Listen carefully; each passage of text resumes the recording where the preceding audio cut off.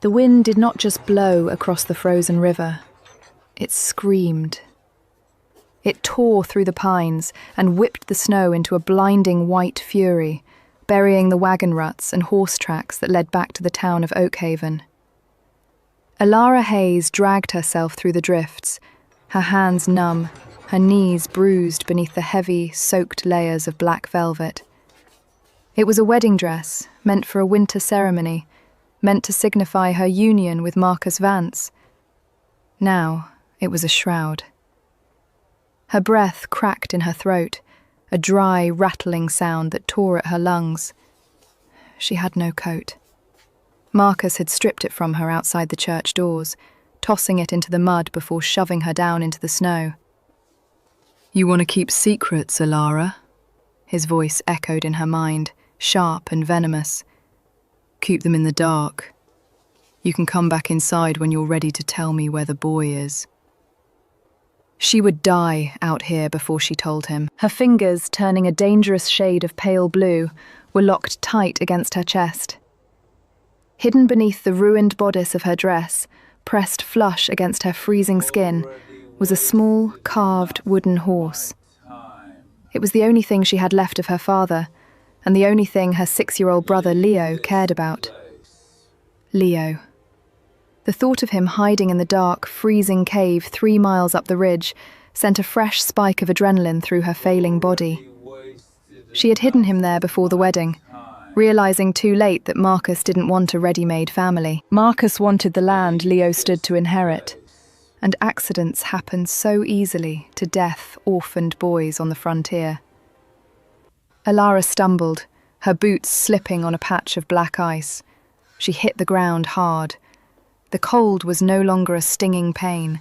It was a heavy, suffocating blanket, dragging her down into sleep. Her vision blurred, the edges turning grey.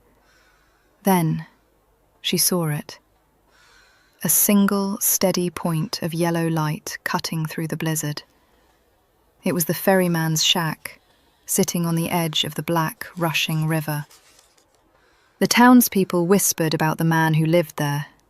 Caelan Cross, a man built like a mountain, who spoke to no one, who worked the heavy ferry ropes with bare hands, and who carried the quiet, dangerous air of a man with nothing to lose.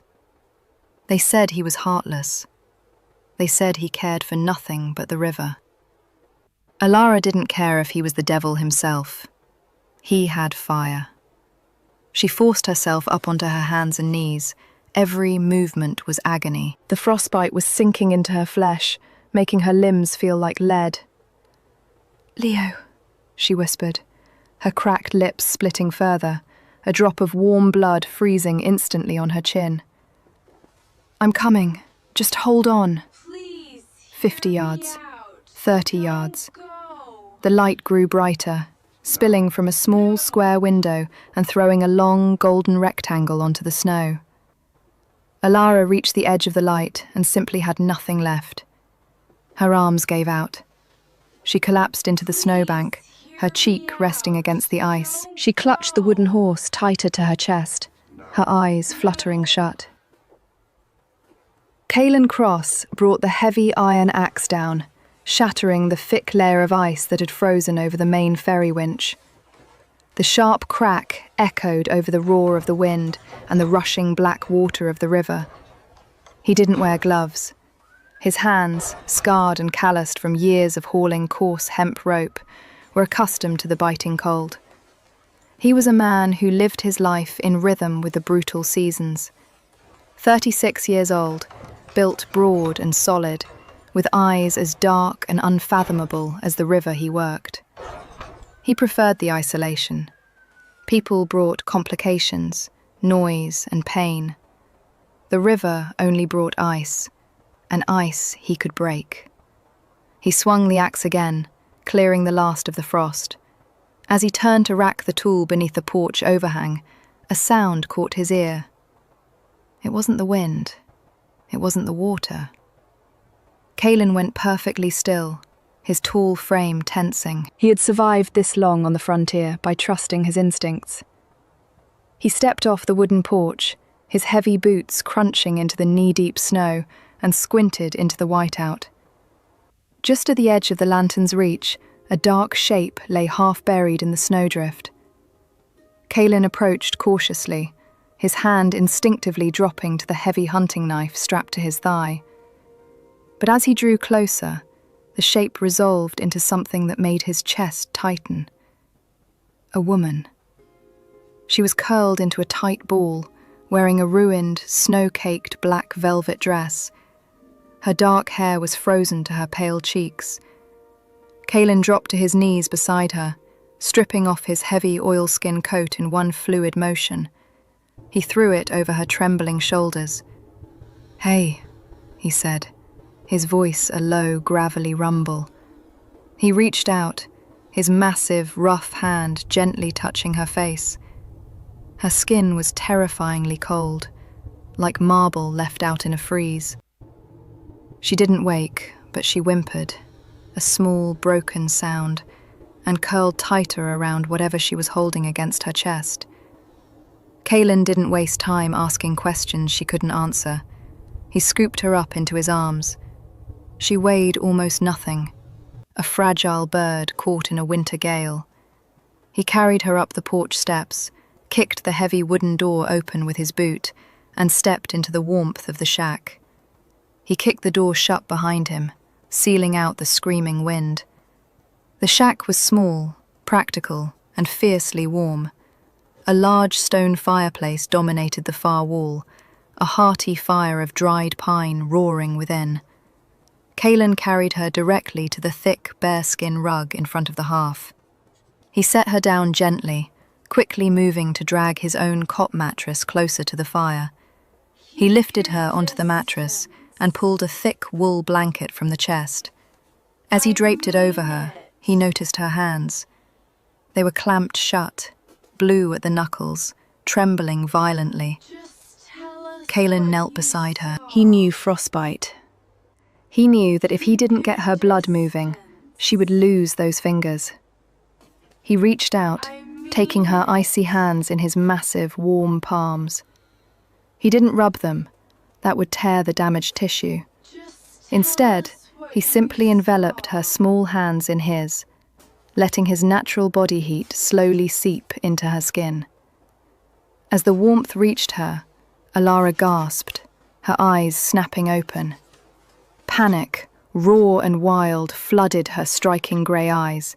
She thrashed, trying to pull away from him, her gaze darting around the unfamiliar timber walls before locking onto the giant of a man kneeling beside her. "Easy," Kaelin said, keeping his voice as low and steady as he could, making no sudden movements. He released her hands instantly, raising his empty palms to show he was no threat. "You're safe. You're out of the storm." Alara scrambled backward, her back hitting the base of the stone chimney. Her breath came in ragged, terrified gasps. SPS. She looked at his broad shoulders, his weathered face, the sheer, immovable size of him. Her mind, still sluggish from the cold, spun wildly. Then, she remembered. She gasped, her hands flying to her chest. In her panic, the small, carved wooden horse slipped from her frozen fingers and clattered onto the floorboards, coming to rest near Kaelin's heavy boot. The shack fell dead silent. Kaelin looked down at the toy. The carving was rough but careful, a child's treasure. He looked back up at the woman. She was staring at the horse, then at him, her eyes wide with a terror that went far deeper than the cold. She was bracing herself, waiting for him to take it, to demand answers, to strike her, or to drag her back to the town that had left her to freeze. Kaelin didn't ask why a woman in a wedding dress was dying in the snow with a child's wooden toy. He didn't ask who she was running from. Instead, he reached down slowly. He picked up the little wooden horse. His hands, rough enough to snap a pine branch, handled the delicate toy with surprising, deliberate gentleness. He held it out to her, resting it on the edge of her blanket. He didn't say a word, He just stood up, turned his back to her to give her privacy, and walked to the cast iron stove to pour a tin cup of hot water. Alara stared at his broad back, her heart hammering against her ribs. She reached out with a trembling hand and pulled the wooden horse back to her chest. For the first time in her life, a man had held all the power, and he had simply handed it back. The tin cup was pushed gently across the floorboards, coming to rest inches from the edge of Alara's wool blanket. Steam curled from the surface of the hot water, carrying the faint, earthy scent of pine needles. Kalen Cross retreated to the far side of the small shack. He sat on a wooden stool near the heavy timber door, picking up a thick length of braided river rope and a splicing fid. He went to work, his massive hands weaving the stiff hemp with a practiced, mechanical rhythm. He did not look at her. He did not ask for a name, a debt, or an explanation. He simply gave her space. Alara lay on the bearskin rug, her body shivering violently as the shack's heat began to thaw the terrible chill deep in her bones. The pain of returning circulation was excruciating. Her fingers and toes throbbed with a hot, biting ache, making her bite her cracked lip to keep from crying out. She stared at the man across the room. In the flickering firelight, he looked less like a man and more like a fixture of the wild itself, carved from granite and weathered by storms. He wore a heavy flannel shirt underneath his suspenders, his broad shoulders shifting with every pull of the rope. Alara slowly pushed herself up into a sitting position. Her ruined black velvet dress hung heavily on her frame, the hem stiff with melted snow and mew, and she reached out with a trembling hand and picked up the tin cup. The metal was hot, burning her chilled palms, but she welcomed the pain. She lifted it to her lips and drank. The hot pine tea slid down her raw throat, triggering a dry, hacking cough that shook her fragile frame. At the sound of her cough, Kalen's hands paused on the rope. He didn't look up, but his posture shifted, a subtle tightening of his broad back. "Drink it slow," Kalen said. His voice was a low rumble, blending with the crackle of the hearth. "You swallowed too much winter." Alara lowered the cup. She looked down at her hands. The knuckles were raw, swollen, and stained with a terrifying purplish hue. Without a word, Kalen stood up. He set the rope aside and walked to a small wooden cabinet. He pulled out a tin of salve and a roll of clean white cotton bandages. He crossed the room and knelt beside her on the rug. Alara flinched, instinctively pulling her knees to her chest, her hand dropping to the wooden horse hidden in the folds of her blanket. Marcus had taught her that a man approaching with purpose always meant pain. Kalen stopped. He remained kneeling, leaving a careful 2 feet of distance between them. He unscrewed the lid of the tin, the sharp scent of camphor and beeswax filling the space between them. "I need to bind your hands," he said, his dark eyes meeting hers for the first time. They were perfectly still, completely devoid of the cruel hunger or arrogant demands she was used to seeing in men's eyes. "If you don't keep the air off the frostbite, the skin will split. You'll lose the fingers." He didn't reach for her. He simply held out his large, calloused hand, palm up, and waited. The choice was hers. Alara swallowed the lump of fear in her throat. Her hands were agonizingly painful, the skin tight and burning. Slowly, tentatively, she uncurled her arms and placed her trembling left hand into his massive palm. His touch was shockingly gentle. Kalen scooped a small amount of the salve and worked it carefully over her bruised, swollen knuckles. He didn't rub, he pressed, letting the heat of his own skin melt the wax into her wounds. Then he wrapped the white cotton around her hand, binding it securely, but loosely enough to allow blood flow. Who did this to you? He asked quietly as he began to wrap her right hand. Alara looked away, watching the flames dance in the hearth. A man who believes that anything he pays for belongs to him, she whispered. The memory of Marcus tearing her coat away in the churchyard made her chest tight. He wanted to marry me. He bought my father's debts. But when he found out I wouldn't come alone, he decided to get rid of the complication. Kaylin tied off the second bandage. You ran. I was thrown out, she corrected, her voice hoarse. He told me I could come back inside when the cold finally broke my mind, when I was ready to tell him the truth. Kaylin looked at her bandaged hands, then down at the small wooden horse resting near her knee. What truth? A sudden, violent gust of wind slammed against the timber walls of the shack, rattling the heavy iron latch on the door. The sound hit Alara like a physical blow. The warmth of the fire, the safety of the room, the gentle hands of the ferryman, it all shattered. She looked toward the frosted window, her eyes widening in absolute horror. The storm. She had been unconscious. How long? An hour? 2? Oh, God, Alara gasped. Panic, cold and sharp as a blade, sliced through her. She threw the wool blanket off and scrambled to her feet, her bandaged hands slipping on the floorboards. Leo, what time is it? How long have I been here? Kaylin stood up quickly, his massive frame blocking her path to the door. Long enough to thaw. Sit back down. You're not going anywhere in that. He gestured toward the raging whiteout beyond the glass.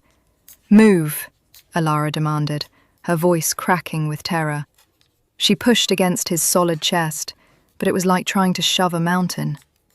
I have to go back. I have to go back for him. Kaylin caught her by the shoulders, his grip firm enough to stop her thrashing, but careful enough not to bruise. Who is Leo?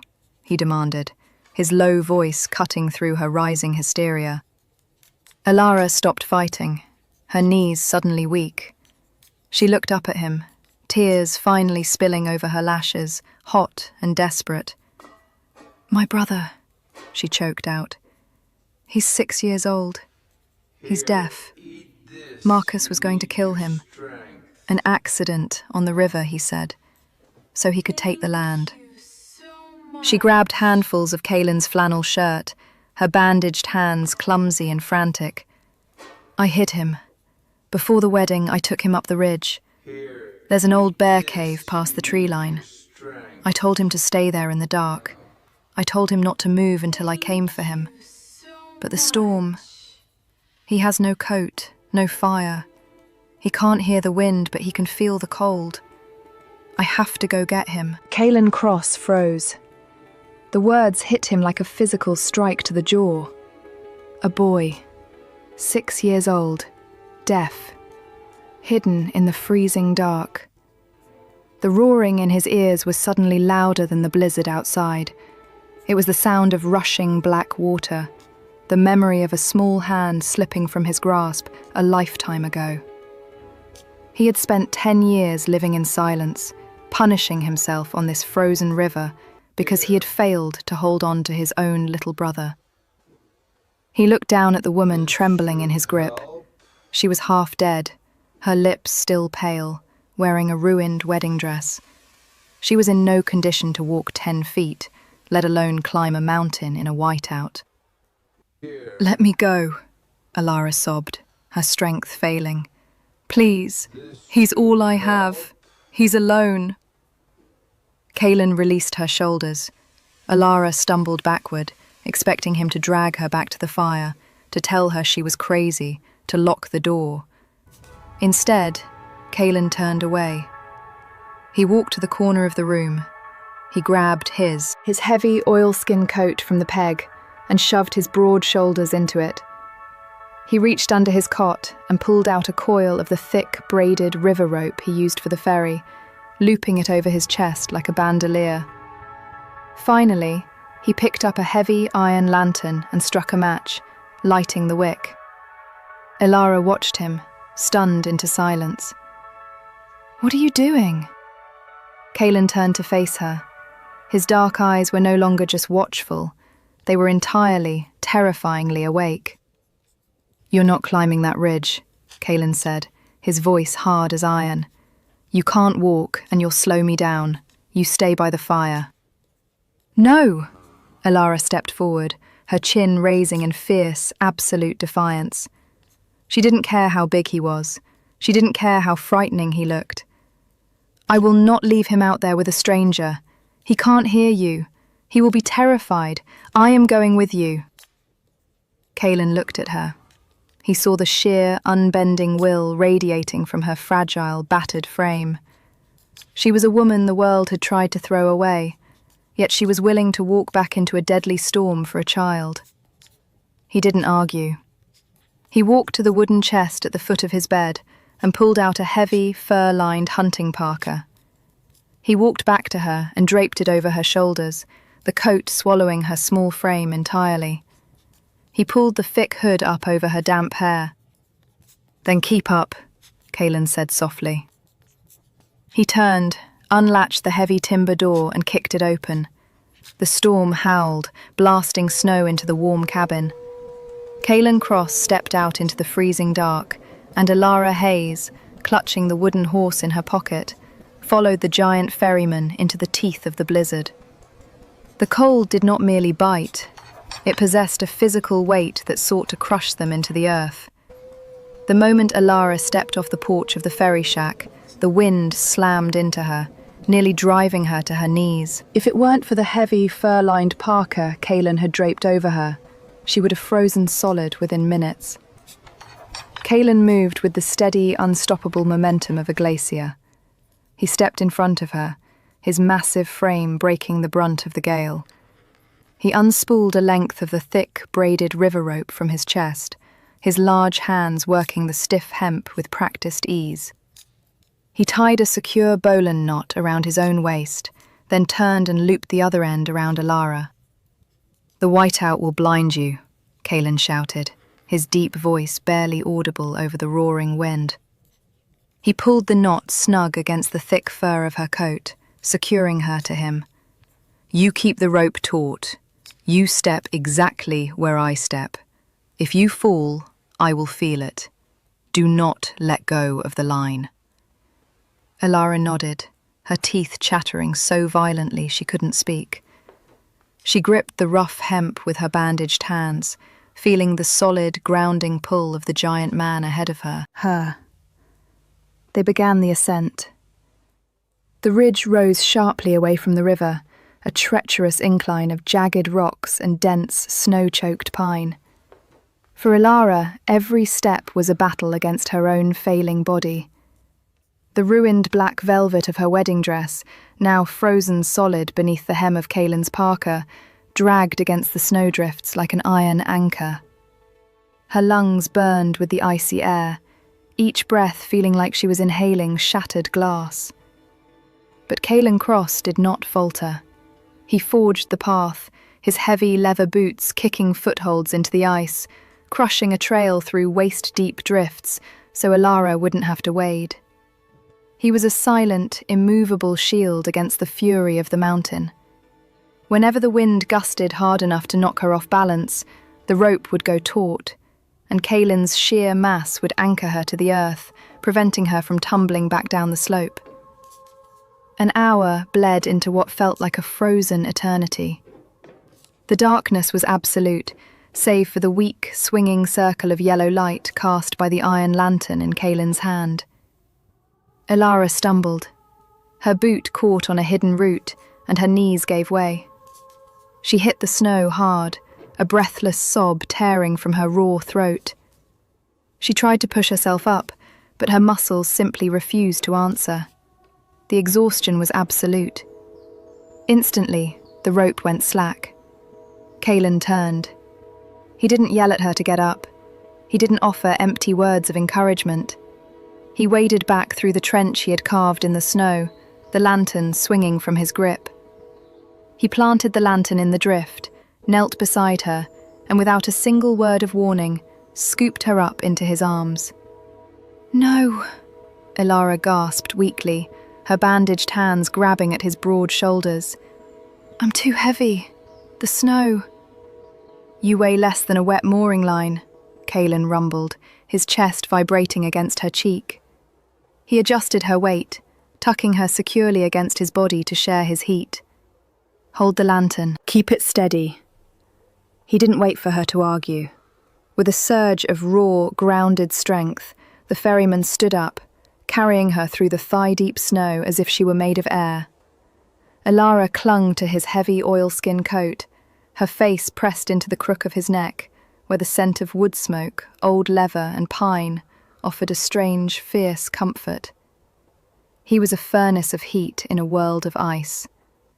For the first time since Marcus had thrown her into the storm, a tiny, fractured sliver of hope dared to take root in her chest. They reached the tree line 20 minutes later. The wind shifted, the howling somewhat muted by the thick canopy of ancient, snow-laden pines. "The cave," Elara croaked, her voice barely a whisper. She pointed with a trembling, bandaged hand. "Past the 3 split pines. It's behind a fallen boulder." Kaelin set her down gently, keeping one massive hand on her shoulder until he was sure her legs could hold her. He took the lantern and moved forward. Auhir had drifted high against the rocks, completely obscuring the entrance she described. Kaelin handed her the lantern. He didn't use an axe or a shovel. He dropped to his knees and began tearing at the snowdrift with his bare, calloused hands, throwing heavy chunks of packed ice and snow over his shoulders with brutal efficiency. Within moments, he had cleared a narrow gap between the boulder and the mountain wall. A hollow, freezing draft blew out from the darkness. Elara didn't wait. She squeezed past Kaelin, the lantern trembling in her grip, and crawled into the black mouth of the cave. "Leo!" she cried out, though she knew he couldn't hear her. "Leo, it's Elara! I'm here!" The cave was small, smelling of damp earth and old stone. The yellow light of the lantern swept across the rocky floor, finally resting on a small, huddled shape in the deepest corner. Elara's heart stopped. It was a boy, no more than 6 years old, curled into a tight, motionless ball. He was wearing a thin wool jacket, entirely inadequate for the winter night, and his small knees were pulled to his chest. He wasn't shivering. "No, no, no," Elara sobbed, dropping the lantern to the ground and throwing herself forward. She gathered the boy into her arms. His skin was terrifyingly cold, his lips a frightening shade of blue. "Leo, please, wake up. Open your eyes, look at me." She shook him gently, but his head lolled against her shoulder. A massive shadow fell over them. Kaelin had crawled into the cave, his presence filling the cramped space. He took one look at the boy's blue lips and the terrifying stillness of his small chest, and the old, familiar ghost of his own past roared to life. Not this time, Kaelin thought, a fierce, primal vow echoing in his blood. Not on my watch. "Give him to me," Kaelin commanded. Elara looked up, her eyes wild with a mother's panic. "He's freezing! He's dying!" "He is hypothermic. If you don't give him to me right now, his heart will stop," Kaelin said, his voice carrying the absolute, unquestionable authority of a man who fought death for a living. Elara hesitated for a fraction of a second before surrendering her brother. Kaelin pulled the boy into his lap. He didn't hesitate. He unbuttoned his heavy oilskin coat, then ripped open his thick flannel shirt, exposing his bare, broad chest. He pressed the freezing child directly against his own warm skin, enveloping the boy entirely within the massive folds of his coat. "Wrap your parka around my back," Kaelin ordered Elara. "Trap the heat." Elara scrambled to obey, pulling the heavy, fur-lined coat she wore tightly around Kaylin's broad shoulders, cocooning the three of them together in the dark. For 10 agonizing minutes, the cave was utterly silent, save for the shallow, ragged sound of Alara weeping and the steady, deep rhythm of Kaylin's breathing. He rocked the boy slightly, his massive hands rubbing up and down the child's spine, transferring every ounce of his core heat into the fragile, freezing body. Slowly, agonizingly, a violent shudder ripped through the boy's frame. Leo gasped, his small hands clutching blindly at Kaylin's flannel shirt. The boy's eyes flew open, wide and filled with absolute terror. He was deaf. His world was entirely visual and tactile, and he had woken up in pitch darkness, trapped against the chest of a giant he had never seen before. Leo thrashed, a silent, panicked scream twisting his face. "Leo, it's me! It's me!" Alara cried, trying to lean over Kaylin's arm so her brother could see her face in the dim lantern light. But Leo was too panicked. He fought wildly against Kaylin's grip, kicking and scratching. Kaylin held him firmly but gently, absorbing the blows, refusing to let the boy break the seal of warmth. "The toy," Kaylin grunted, nodding toward Alara's pocket. "Show him." Alara gasped, realizing instantly. She reached into the folds of her dress and pulled out the small, carved wooden horse. With a trembling, bandaged hand, she reached over Kaylin's thick forearm and pressed the wooden toy directly into her brother's frantic, freezing hands. Leo froze. His small fingers traced the familiar grooves of the carved mane. He looked down at the horse, then slowly lifted his gaze. He saw Alara's face, streaked with dirt and tears, hovering just behind the giant man's shoulder. A profound, shattering relief washed over the boy's face. He let out a ragged breath and buried his face back into Kaylin's chest, his small fist clutching the wooden horse tightly against the ferryman's heart. Alara collapsed against Kaylin's back, sobbing freely now, burying her face in the rough wool of his coat. She had done it. She had kept him safe.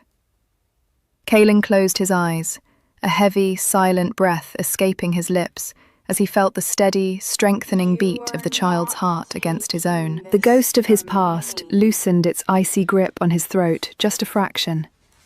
He had held on. This time, he had held on. But the mountain was not done with them. Kaylin's eyes snapped open. Beneath the roar of the wind, his wilderness-tuned senses caught a vibration through the stone floor of the cave. It wasn't the storm. It was a rhythmic, heavy thudding. He carefully shifted, pulling the heavy coat tighter around the sleeping boy, and peered out the narrow mouth of the cave. Far below, down on the riverbank where his ferry shack stood, a constellation of orange lights was moving through the whiteout. Lanterns. And drifting up through the freezing air came a sound that made Kaylin's blood run cold. The deep, guttural baying of hunting hounds. Marcus Vance had not waited out the storm. He had come to finish the job. The deep, rhythmic baying of the hounds cut through the howling wind like a serrated blade. Inside the freezing dark of the cave, Kaylin Cross did not panic.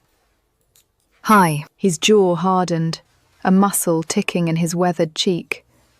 He knew the men of Oakhaven. They were shopkeepers and drunkards, not trackers. But Marcus Vance had money, and money could buy men who knew how to hunt. "They have dogs," Alara whispered, the blood draining from her already pale face. She tightened her grip on Kaylin's coat, where little Leo was still bundled against the ferryman's chest. "They tracked my scent from the church. Marcus, he won't leave witnesses, Kaylin. If he finds us in here, we have nowhere to run." "We aren't staying here," Kaylin said flatly. He moved with startling speed for a man of his immense size. He secured the heavy parka around Alara, then shrugged out of his own oilskin coat, wrapping it entirely around the boy. He tied the sleeves around his own neck, fashioning a makeshift sling that bound Leo securely to his broad, flannel-clad chest. The child was awake now, his striking grey eyes, so like his sister's, wide with confusion. He couldn't hear the hounds, but he could feel the frantic vibration of Kaylin's heartbeat and Alara's trembling hands. Alara touched Leo's cheek, offering a desperate, reassuring smile. The boy clutched the carved wooden horse tightly in his small fist, burying his face into Kaylin's neck. "The main trail is compromised," Kaylin said, handing Alara the iron lantern. "We take the goat path down the far side of the ridge. It drops straight to the river gorge. If we can reach the ferry barge, we cross the water and cut the mooring line. They won't be able to follow." "What about your shack?" Alara asked, her breath pluming white in the freezing air. "Wood and stone," Kaylin replied, his voice devoid of attachment. "Let them have it." He stepped out of the cave and into the blinding whiteout. Alara followed, her bandaged hands gripping the rope Kaylin had once again tethered between them. The descent was a nightmare of ice and gravity. The goat path was barely a foot wide, a treacherous ribbon of snow-slick stone that wound down the sheer face of the mountain. Below them, unseen in the dark, the black river roared like a starving beast. Kaylin led the way, his boots kicking heavy steps into the ice to create footholds for Alara. He moved with a brutal, grounded grace, balancing the weight of the child on his chest while anchoring Alara with the rope. The baying of the hounds grew louder, echoing off the canyon walls, no longer a distant threat, but a rapidly closing reality. Marcus's men were pushing hard, driving the dogs through the storm with ruthless desperation. The wind lashed at them, driving shards of ice into their skin. Ilara's legs screamed with exhaustion. The ruined hem of her wedding dress was completely shredded, heavy with frozen mud. But every time she felt her knees buckle, the thick hemp rope around her waist would go taut, and the immovable weight of Kaylin Cross would hold her upright. He was a silent, unyielding pillar in a world that was trying to tear her apart. Come on in. They reached the riverbank just as a break in the storm revealed a pale, ghostly moon. The ferry station was a heavy timber dock built over churning, freezing rapids. The barge itself was a massive wooden platform, tethered to a thick steel cable that spanned the 100-yard gorge. It was operated by a heavy hand winch and guided by a secondary hemp line thicker than a man's forearm. Kaylin untied Alara and quickly guided her onto the pitching wooden deck of the barge. "Get to the center. Keep the boy low," he ordered, unwrapping Leo from his chest and placing the child into Alara's arms. Before Kaylin could unhook the heavy iron mooring ring, a gunshot cracked through the freezing air. The bullet struck the timber post inches from Kaylin's head, showering his face with wood splinters. From the tree line just above the dock, 5 lanterns emerged. Marcus Vance stepped into the pale moonlight, flanked by 4 rugged mercenaries holding rifles. 2 massive tracking hounds strained against their leather leashes, snarling viciously, their breath pluming in thick white clouds. Marcus looked down at the dock. He was dressed in a pristine, heavy wool coat, looking entirely out of place in the brutal wilderness. His eyes fell on Alara, huddled on the barge with the boy, and his mouth twisted into a cruel, triumphant sneer. "I have to admit, Alara," Marcus shouted over the roar of the river, "I didn't think you had it in you. Dragging a deaf cripple through a blizzard in a wedding dress. It's almost poetic. But this ends now."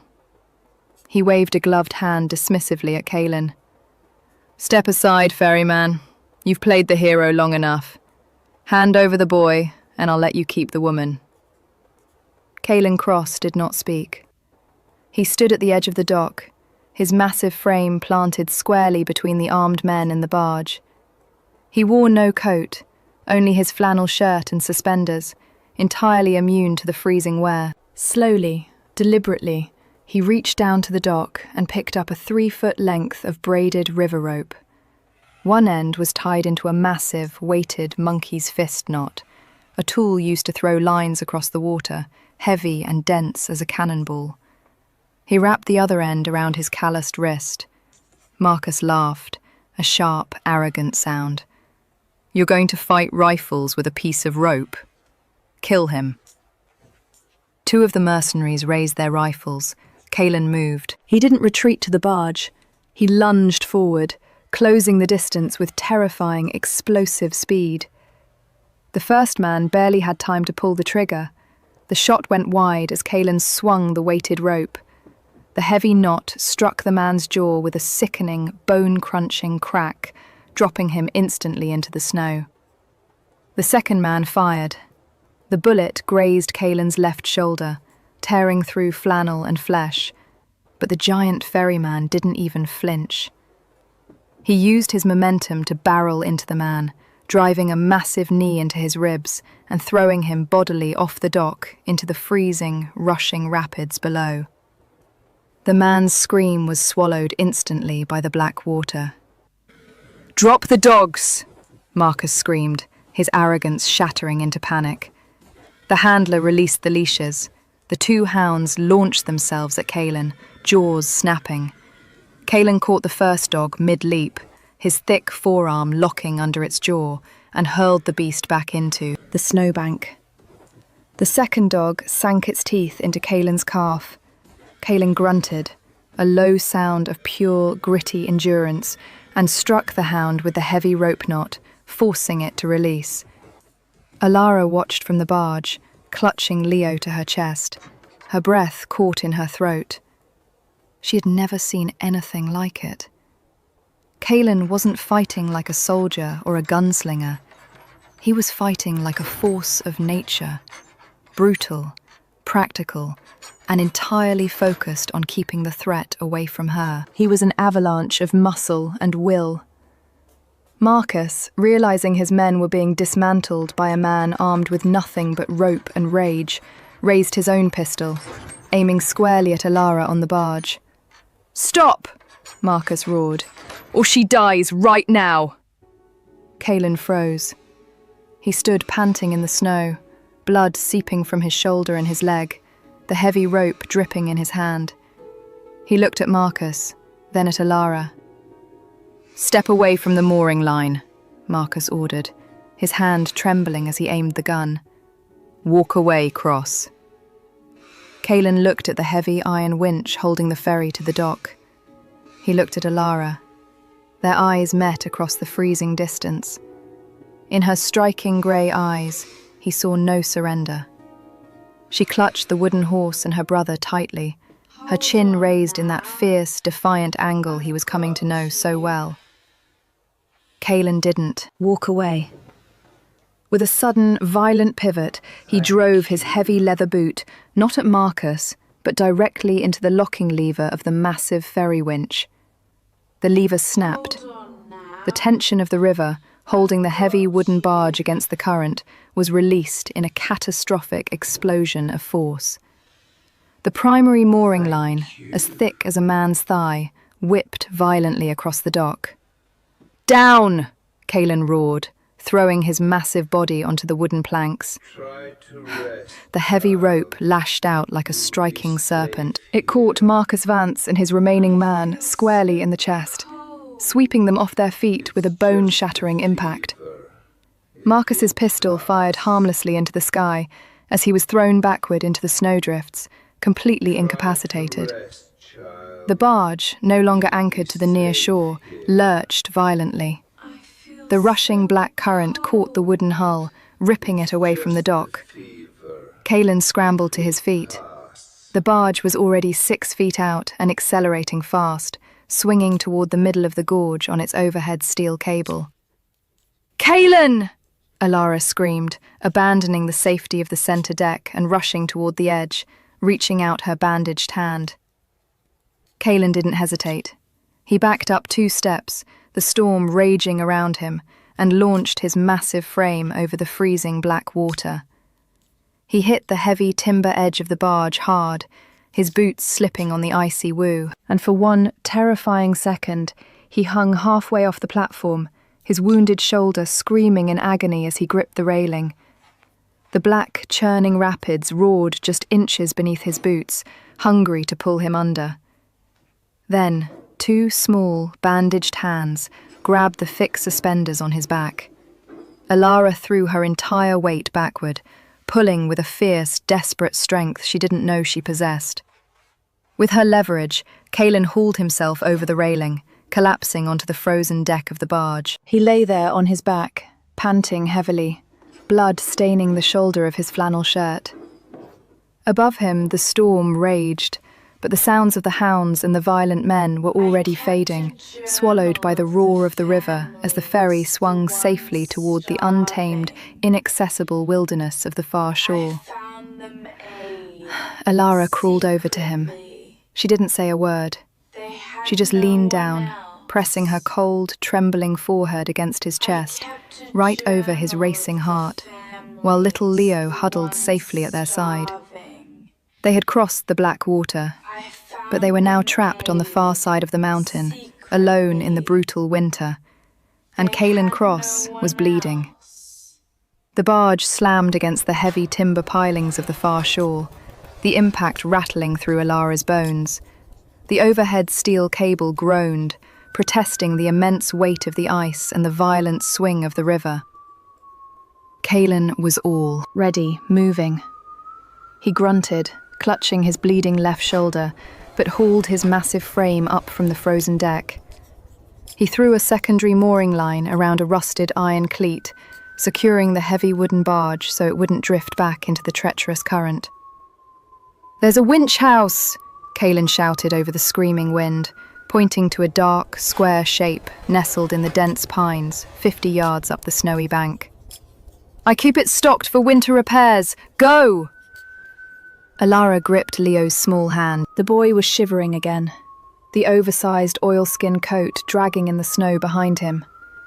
She hurried toward the structure, Caelan walking backward behind them, his dark eyes scanning the opposite shore. Across the black water, Marcus and his men were nothing but distant, fading lanterns fading into the whiteout. They were trapped on the Oakhaven side. The river was completely impassable without the ferry. The winch house was much smaller than Caelan's main shack, essentially a single room built of thick, interlocking cedar logs. It smelled of heavy grease, hemp rope and dry wood. Caelan shoved the door shut against the gale and threw the heavy iron bolt. Instantly, the deafening roar of the storm was muffled. Caelan moved immediately to a small cast iron stove in the center of the room. He struck a match with one hand, lighting the dry pine kindling already laid inside. Within minutes, a small, fierce fire pushed the freezing dark back into the corners of the room, casting dancing orange shadows against the timber. Only then did the adrenaline seem to leave him. Caelan swayed, his massive shoulders slumping, and he sank heavily onto a wooden crate. Blood was dripping steadily from the torn flannel at his shoulder, pooling darkly on the floorboards. The leg of his trousers was shredded where the hound had clamped its jaws, the fabric soaked through. Alara didn't hesitate. She shed the heavy fur parka, her ruined black velvet dress dragging on the floor, and knelt directly in front of him. "Take the shirt off," she ordered. Her voice trembled, but there was no fear of him in it, only a fierce, desperate fear for him. Caelan looked at her, his dark eyes clouded with pain. He didn't argue. He carefully worked his right arm out of the sleeve, but the left was stuck, the blood having frozen the flannel directly to the open wound. "Wait," Alara said. She hastily unwrapped her bandaged hands. Her knuckles were raw, swollen, and aching terribly, but she needed the dexterity of her fingers. She found a rusted tin basin on a shelf, scooped a handful of snow into it to melt on the hot stove, and tore a clean strip of white cotton from the petticoat beneath her ruined wedding dress. She washed the frozen, crusted blood from his shoulder. Caelan didn't make a single sound, though the muscles of his broad, scarred chest corded as tight as steel cab. The bullet had taken a clean, brutal gouge out of the meat of his shoulder. A fraction of an inch deeper, and it would have shattered the collarbone. The dog bite on his calf was ugly, deep punctures weeping dark red blood. "You need stitches," Alara whispered, cleaning the bite with the hot water. "There's a needle and gut thread in the tin box above the stove," Kaelin grunted, his head tipped back against the log wall, his eyes squeezed shut. Alara found the tin. Her hands shook violently as she threaded the thick needle. She was a seamstress of dresses, not flesh. But as she knelt back down beside his leg, she felt a small, warm hand touch her knee. Leo had crawled out of the heavy oilskin coat. He stood beside her in his thin wool jacket, his striking grey eyes fixed on the blood, then up at the giant man. The boy wasn't afraid. He reached out and placed his small hand directly over Kaelin's uninjured right hand, holding on tight. Kaelin opened his eyes.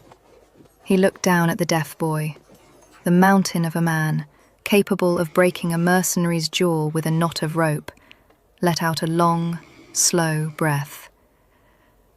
He turned his hand over and gently wrapped his massive, rough fingers around the boy's small ones. "Do it," Kaelin said to Alara, his voice a steady rumble. Alara pushed the needle through his skin. Kaelin barely flinched, his focus entirely on the boy. He tapped a rhythm on the back of Leo's hand with his thumb, a steady, care-ming beat.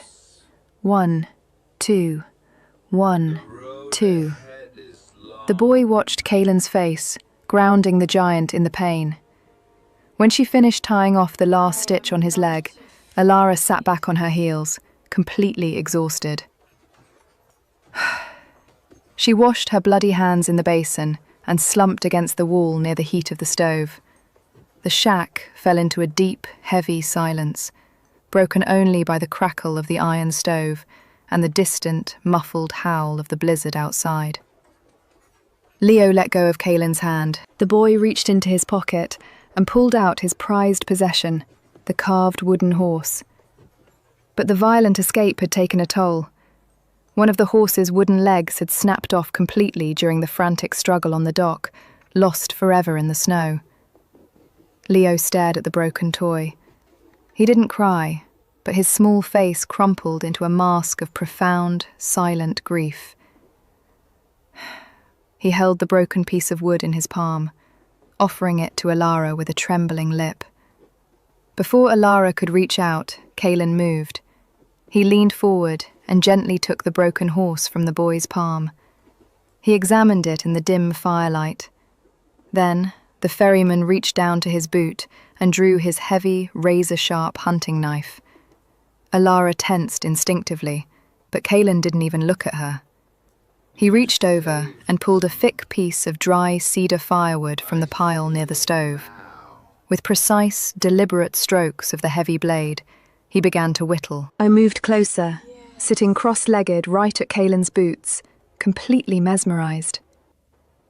The giant's hands, so heavily scarred from rope and ice, moved with a surprising, delicate grace.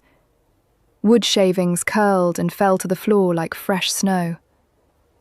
For an hour, Kaelin worked in absolute silence. Alara watched them, a heavy, aching lump forming in her throat. She looked at this man, a man the town of Oakhaven called a beast, a heartless recluse who cared for nothing. She saw the blood staining his trousers, shed willingly to protect a woman and child he didn't even know. She saw the gentle, patient way he shifted his wounded shoulder so the boy could better see the carving take shape. Marcus Vance had worn fine, expensive suits and spoken of the law, but he was a monster. Kaelin Cross wore stained flannel and carried a deadly blade, but he was a sanctuary. Kaelin finally wiped the blade on his trousers and sheathed the knife. He blew the sawdust from the wood and held it out. It wasn't a clumsy repair of the broken leg. He had carved an entirely new horse. It was slightly larger, thicker, with a broad chest and heavy, sturdy legs. A workhorse, built to carry weight, built to survive the harsh frontier. It looked remarkably like Kaelan himself. Leo took the new horse, his eyes wide with absolute wonder. He traced the smooth, warm cedarwood, then looked up at Kaelan. The boy didn't need war. He launched himself forward, wrapping his small arms as far around Kaelan's massive neck as he could reach, burying his face directly into the ferryman's broad chest.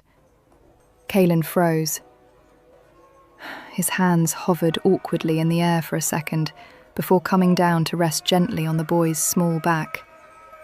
He closed his eyes, and in the flickering light of the iron stove, Alara saw the distinct sheen of a tear slip down the giant's weathered cheek, disappearing silently into his rough beard. "I had a brother," Kaelan whispered, his voice incredibly thick, speaking to the fire as he held the boy tight. "His name was Thomas. He was 8. The ice broke on the river. I wasn't fast enough with the rope." Alara felt the words strike her straight through the heart. It explained everything. The isolation, the relentless, punishing work on the ferry. He had spent 10 years guarding the freezing river that took his blood, punishing himself with the cold because he felt he didn't deserve the warmth. Alara crawled across the floorboards. She didn't stop at the edge of his space. She moved right up to his side, resting her head gently against his uninjured right shoulder, leaning her exhausted weight completely against his solid frame. "You were fast enough tonight," Alara said softly, her voice carrying the absolute, undeniable truth. "You held on, Kaelan. You saved him. You saved both of us." Kaelan turned, lifted his head. His dark, fathomless eyes met hers, and for the first time, the impenetrable wall of his isolation was entirely gone. He saw the ruined black velvet wedding dress, the bandaged, frostbitten hands, and the sheer, unbroken dignity of a woman who had refused to surrender her family to a cruel world. Slowly, hesitantly, Kaelan lifted his heavy, calloused hand. He brushed a tangled lock of auburn hair from her pale cheek, his touch lighter than a falling leaf. "Nobody is taking you back," Kaelan swore, the vow rumbling deep and permanent in his chest. "Marcus Vance crosses this river. He drowns. You stay here. You're safe." Alara closed her eyes, leaning fully into the rough warmth of his palm. The wind screamed outside the thick timber walls, but inside the small winch house, the world was finally quiet. She had spent her whole life waiting for a storm to break her. Instead, she'd found the one man strong enough to break the storm. The thaw came slowly to the gorge, but when it finally broke the spine of winter, it did so with a deafening roar. The thick sheets of ice that had choked the Black River for months fractured and shattered, swept away by the surging, muddy meltwater of spring. The air, once sharp enough to slice skin, now carried the rich, damp scent of thawing pine needles and wet earth. Alara stood on the porch of the main ferry shack, wiping her hands on a clean canvas apron. The ruined black velvet wedding dress had been burned in the stove months ago, replaced by a simple, sturdy dress of blue homespun cotton she had sewn herself. Her hands were fully healed, the terrible blue swelling of frostbite having faded into faint, silvery scars across her knuckles, marks of survival she no longer felt the need to hide. She looked out toward the wooden dock. The ferry barge, which Kaelan had spent the last 3 weeks meticulously repairing and re-anchoring, bobbed gently in the strong current. Sitting on the edge of the dock, their legs dangling over the water, were Kaelan and Leo. The giant ferryman was no longer wearing his heavy oilskin coat.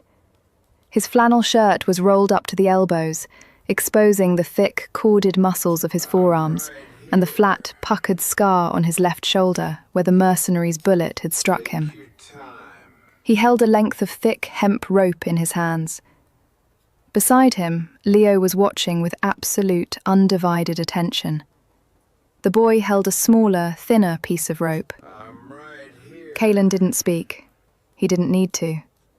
He slowly looped the hemp, crossing the tail over the standing line, pulling it through to form a perfect bowline knot.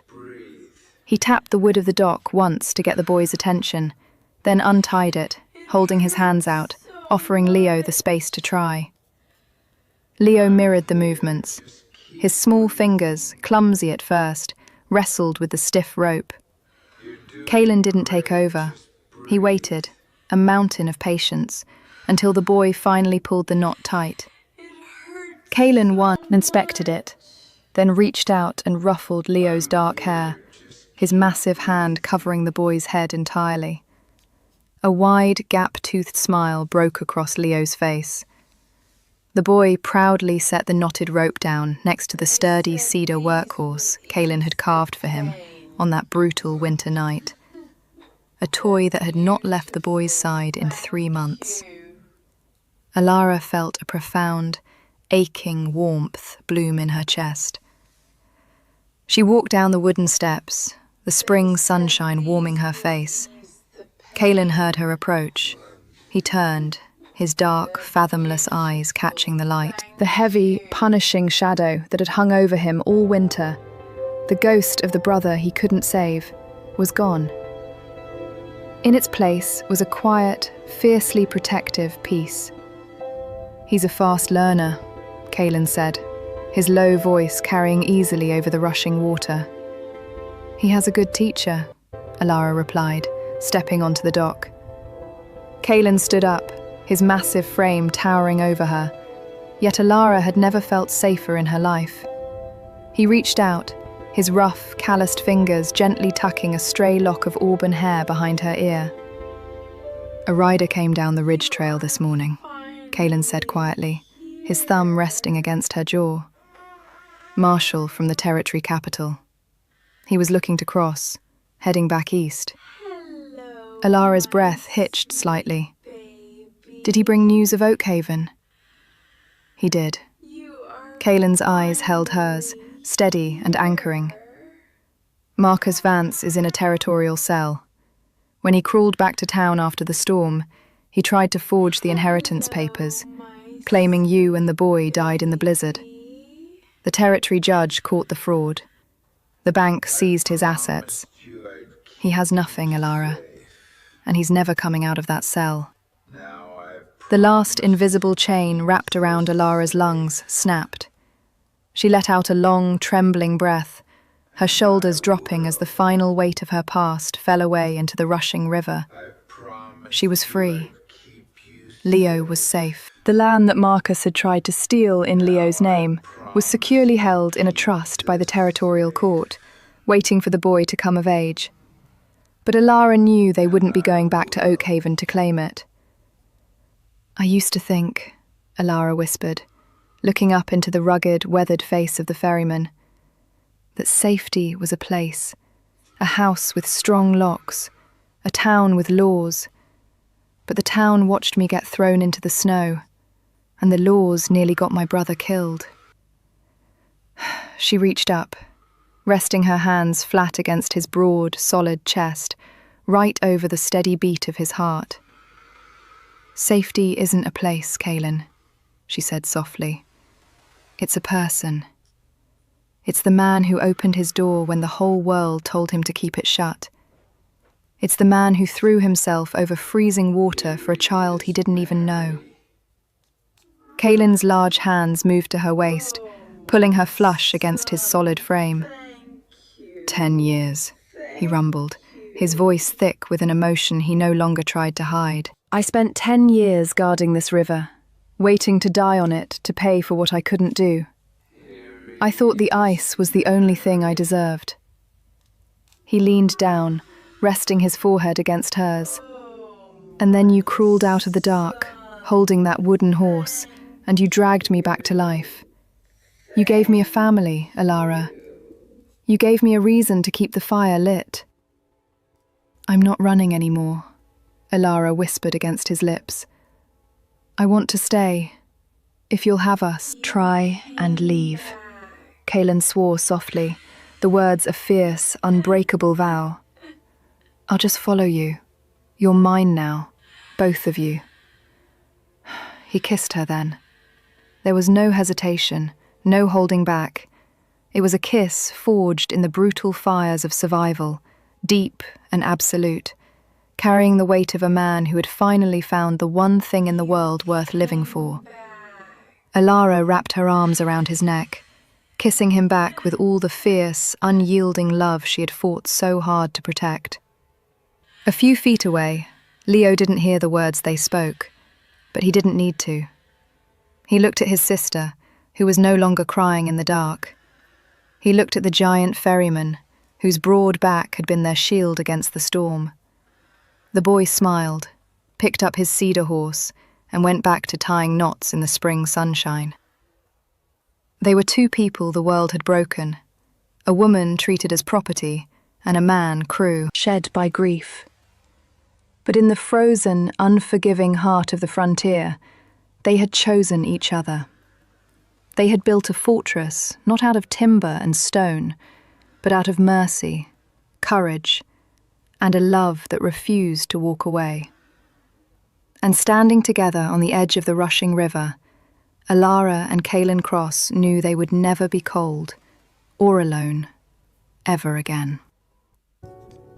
If a story about a broken woman finding her only safe place in the arms of a silent, fiercely protective mountain man is the kind of story that stays with you, please hit that subscribe button and stay with me. This channel is dedicated to the women who survived the hardest trails and the men who proved that true strength isn't about being cruel, it's about standing between the storm and the people you love.